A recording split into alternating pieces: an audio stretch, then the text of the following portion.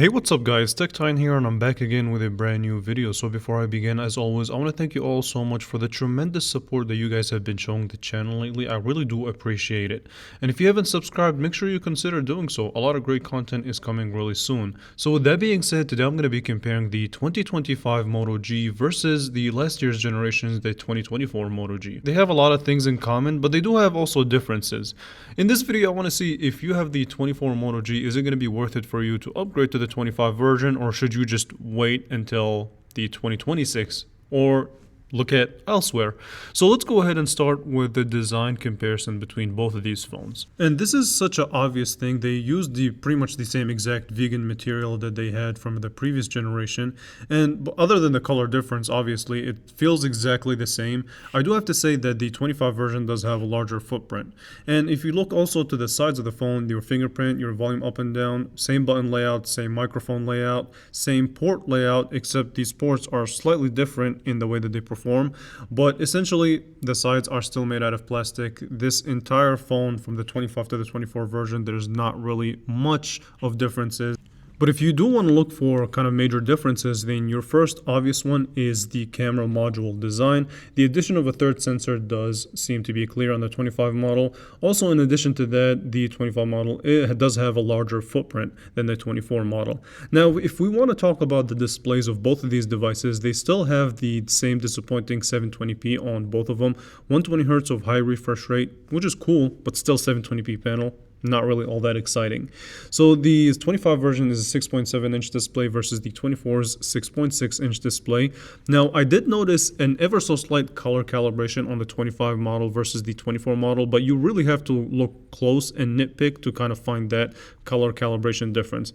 But for the most part, if you're using these displays to kind of watch videos, go through your social media, go through anything basically that would require you to use the display, as far as resolution and quality, pretty much the same. The 25 version, again, has the larger footprint, and if that's major to you, then go ahead and upgrade, but I wouldn't just upgrade for the sake of the display. They're pretty much the same. Now, the speaker, on the other hand, is dramatically better and louder on the 25 model versus the 24 model, so they did a really nice job with the stereo effect. So go ahead and take a listen.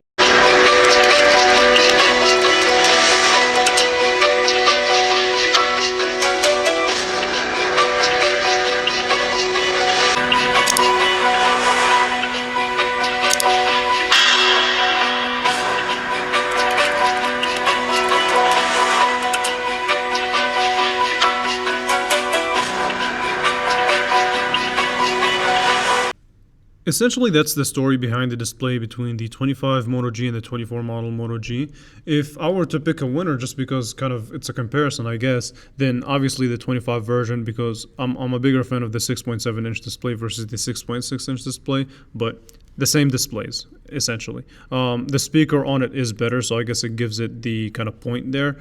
But all in all, I would not upgrade strictly for the display. I think that would be a bad idea. So now I actually want to speak about the cameras for both of these devices, beginning with the 24 model. So the 24 model had a dual sensor. You get a 50 megapixel main sensor at f1.8 aperture, and you also get a 2 megapixel macro sensor at f2.4 aperture, the ability to record 1080p at 30 frames per second.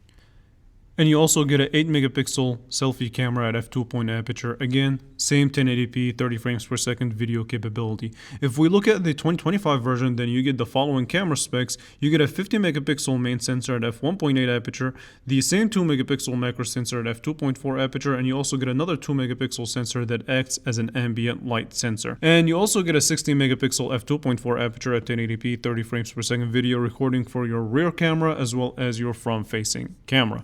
Now, if I were to actually nitpick and look at it, then I can tell you this, that in image quality, the difference between the 2024 Moto G and the 2025 Moto G is, again, minor. It's not like you're not going to have a dramatically better experience with the 25 version.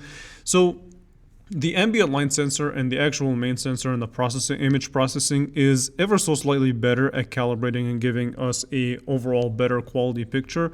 But again, if you don't have them side by side, then it's not going to be super noticeable. So keep that in mind if you're thinking about upgrading to the 25 version just for the camera. Again, not worth it. So it's funny enough, you can shoot 1080p on both of these phones, but you can only view it back at 720p. That's crazy. It's crazy.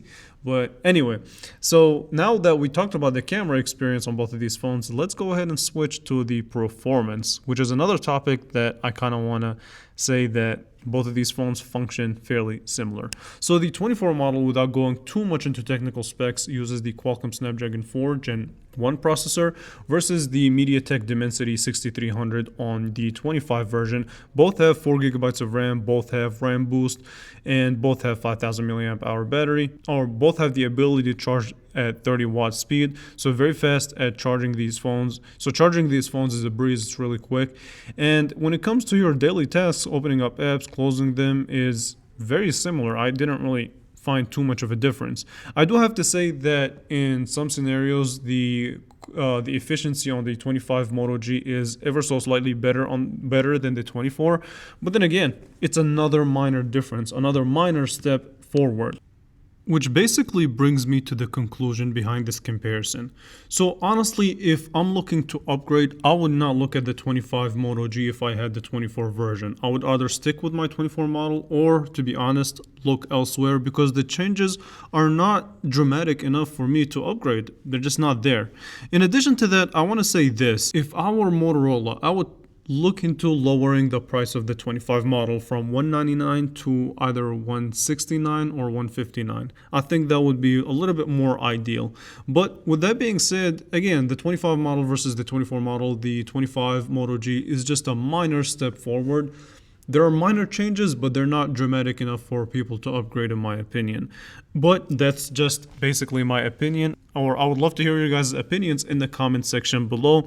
So let me know or how you feel about the 25 model versus the 24 model. I want to hear your thoughts. Let's have a conversation in the comment section. And with that being said, I want to again thank you all so much for the tremendous support. I do really appreciate it, and I will definitely catch you guys in the next one. Thank you guys so much for watching.